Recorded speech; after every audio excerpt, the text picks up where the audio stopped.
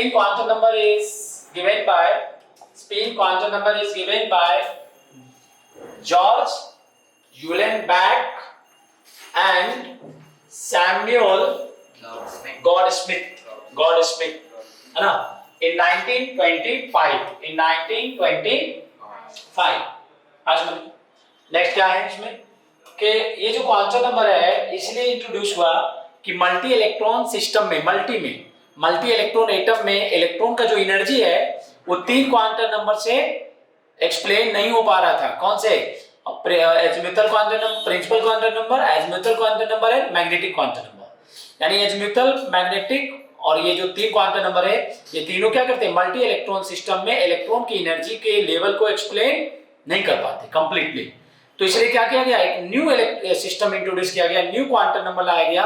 उसका नाम क्या है? Spin quantum number. Spin quantum number क्यों? क्योंकि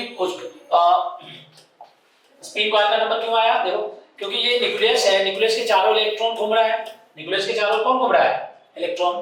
तो इलेक्ट्रॉन न्यूक्लियस के चारों ओर घूम रहा है ना, लेकिन अपने एक्सिस पे भी घूम रहा है। जैसे सन है ना, जैसे ये जो सन है और ये अर्थ है, तो ये जो अर्थ है ये सन के चारों घूम रहा है कि नहीं घूम रहा है? घूम रहा है ना, जिसके कारण क्या होते हैं? साल गुजरते हैं, साल होते हैं, एक जनवरी, फरवरी, ये सब होता है ना। और अपने एक्सिस पे घूमने के कारण क्या होता है? दिन बदलते हैं, है ना, डे सुबह शाम होता है।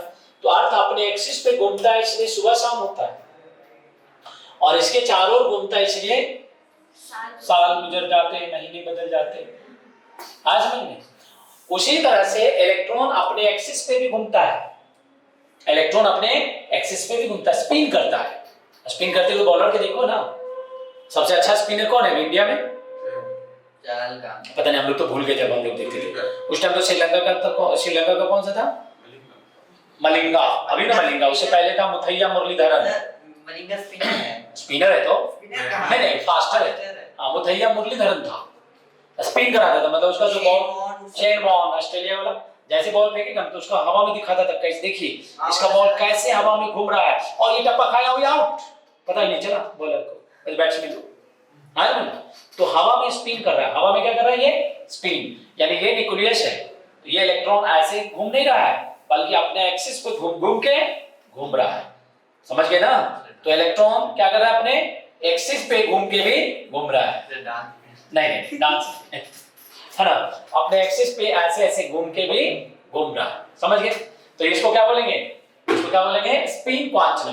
तो स्पिन करने की कितना प्रोबेबिलिटी है? 2, है ना। तो अगर ये प्रोबेबिलिटी क्लॉकवाइज हो रहा है तो इस प्रोबेबिलिटी, तो प्रोबेबिलिटी है कि इलेक्ट्रॉन किसी एटम में, मतलब कोई इलेक्ट्रॉन है एटम में कहाँ है? सब शेल में कहाँ है? सब शेल में कहाँ है? ऑर्बिटल में। इलेक्ट्रॉन ऑर्बिटल में क्या कर रहा है? स्पिन कर रहा है अपने एक्सिस पे। तो प्लस हाफ क्लॉकवाइज स्पिन कर रहा है कि एंटी क्लॉकवाइज? 2 पॉसिबिलिटी है। तो अगर क्लॉकवाइज करे 2 पॉसिबिलिटी है, तो उसका प्रोबेबिलिटी कितना लोगे? 1/2 ले लो। अगर क्लॉकवाइज है तो प्लस हाफ, एंटी क्लॉकवाइज है तो माइनस हाफ ले लो। It is a probability. ये ऐसा प्लस हाफ माइनस हाफ का मतलब क्या है? प्लस हाफ माइनस हाफ का सिंपली ये मतलब है कि इलेक्ट्रॉन का स्पिन है जिसका प्रोबेबिलिटी है 1/2। जैसे किसी कॉइन को जब टॉस करोगे तो हेड और टेल आने की प्रोबेबिलिटी कितना है? 50%, दैट इज 1/2। आ रहा समझ में? यानी 2 में 1 आएगा टेल या 2 में 1 आएगा हेड, इसलिए 1/2 करते। तो उसी तरह से इलेक्ट्रॉन अपने एक्सिस पे जो स्पिन करेगा, न्यूक्लियस के चारों ओर भी घूमेगा और अपने एक्सिस पे भी स्पिन करेगा। तो स्पिन करने की दो ही प्रोबेबिलिटी है, दैट इज प्लस हाफ और माइनस हाफ। खत्म, और उसमें कुछ नहीं है। ठीक है? जैसे मान लीजिए अब हमने 4 क्वांटम नंबर पढ़ लिया, principal quantum number, azimuthal quantum number, magnetic quantum number और स्पिन क्वांटम नंबर। आज समझ में? Spin quantum number. अच्छा, एजीमुथल क्वांटम नंबर के कारण भी मैग्नेटिक मोमेंट पढ़े थे, इसके कारण भी पढ़ेंगे स्पिन मैग्नेटिक मोमेंट। लिखो स्पिन एंगुलर मोमेंटम, पहले लिखो spin angular momentum. Spin angular momentum क्या लिखोगे? Spin angular momentum. Spin angular momentum. Spin angular momentum क्या फॉर्मूला होगा? Root under s into s plus 1 h/2 pi, है ना। जहां s का वैल्यू क्या लोगे? s का वैल्यू लोगे प्लस हाफ या माइनस हाफ प्लस हाफ या माइनस हाफ। तो अगर प्लस हाफ और माइनस हाफ यहाँ रख दोगे तो कितना आएगा 1/2 रूट अंडर 1/2 प्लस 1 h/2 पाई। तो ये plus half plus 1 half plus 1 क्या होगा 3/2 कितना होगा 3/4 रूट अंडर 3/4 को 4 को बाहर निकाल दो तो रूट अंडर 3 रह जाएगा बाय 2 हो जाएगा into h/2 पाई। इसको याद कर जाओगे कि spin angular momentum of electron क्या होगा स्पिन एंगुलर मोमेंटम। तो स्पिन एंगुलर मोमेंटम का इलेक्ट्रॉन के लिए यही फार्मूला है ना। एक होता है ऑर्बिटल एंगुलर मोमेंटम पढ़े थे हम लोग। Orbital angular momentum is mutual quantum number में L into L plus 1 root under h/2 pi। This is orbital angular momentum of electron. आज समझ में। अब this is a spin angular momentum. This is a spin angular momentum. Clear हुआ। और एक और लिख लोगे स्पिन मैग्नेटिक मोमेंट। एक और फार्मूला लिख लोगे इलेक्ट्रॉन के स्पिन करता है स्पिन से मैग्नेटिक मोमेंट होता है तो उसको क्या बोलेंगे स्पिन मैग्नेटिक मोमेंट। एक और फार्मूला लिख लो spin magnetic moment. Spin magnetic moment spin magnetic moment. तो स्पिन तो इसको कैसे लिखते हैं स्पिन मैग्नेटिक मोमेंट को s से लिखते हैं mu s spin magnetic moment mu s।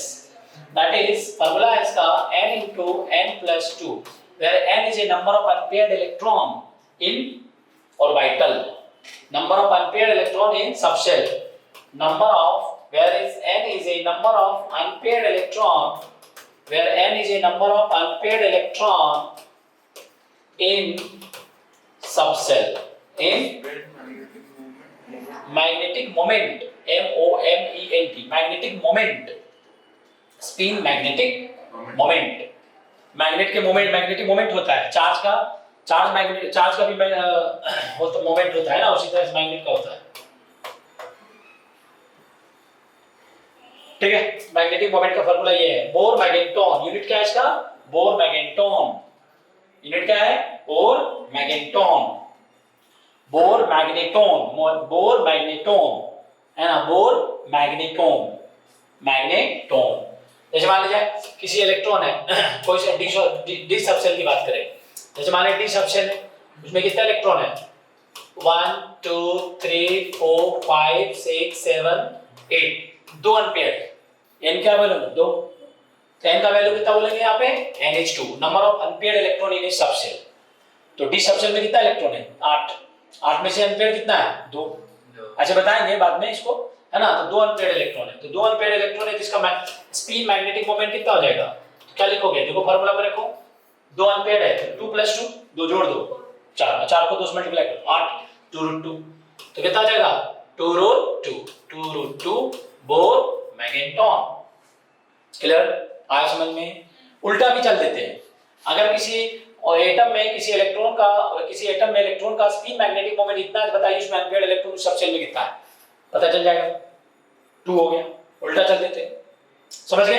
ये था स्पिन मैग्नेटिक मोमेंट है ना। तो स्पिन क्वांटम नंबर इतना ही रखना है। स्पिन क्वांटम नंबर को किससे रिप्रेजेंट करते हैं s से। इसका वैल्यू कितना होता है प्लस हाफ और minus half. Plus half minus half क्या इंडिकेट करता है इलेक्ट्रॉन का स्पिन अराउंड द न्यूक्लियस नहीं spin off electron around its axis around the nucleus नहीं अराउंड इट्स एक्सिस। और स्पिन करने का दो ही प्रोबेबिलिटी होगा या तो क्लॉकवाइज या तो एंटी क्लॉकवाइज। अगर क्लॉकवाइज है तो प्लस हाफ एंटी क्लॉकवाइज है तो माइनस हाफ। अगर माइनस ले रहे हो एंटी क्लॉकवाइज को माइनस ले रहे हो तो क्लॉकवाइज को फिर प्लस लो या उसको माइनस कुछ भी हो सकता है। अगर एंटी क्लॉकवाइज को माइनस हाफ एंटी क्लॉकवाइज को प्लस हाफ ले लिए तो क्लॉकवाइज को माइनस हाफ ले लो। लेकिन दोनों नहीं ले सकते ऐसा नहीं कि कभी जब मन के इसको ये ले लो जब मन के उसे नहीं। एक फिक्स रखो कुछ एक में ठीक है। तो ये हो गया स्पिन क्वांटम नंबर। खत्म हो गया सारा क्वांटम नंबर। तो टोटल क्वांटम नंबर समाप्त हो गया। अब इस पे क्या किस टाइप का क्वेश्चन नीट में पूछता है जो भी एग्जाम में उसको हम अगले क्लास में देख लेंगे कि इतना पढ़ने के बाद हमसे पूछा क्या जाएगा क्या आएगा इलेक्ट्रॉन के बारे में क्वांटम नंबर के बारे में क्या जानना होगा। ठीक है चलो यहीं तक।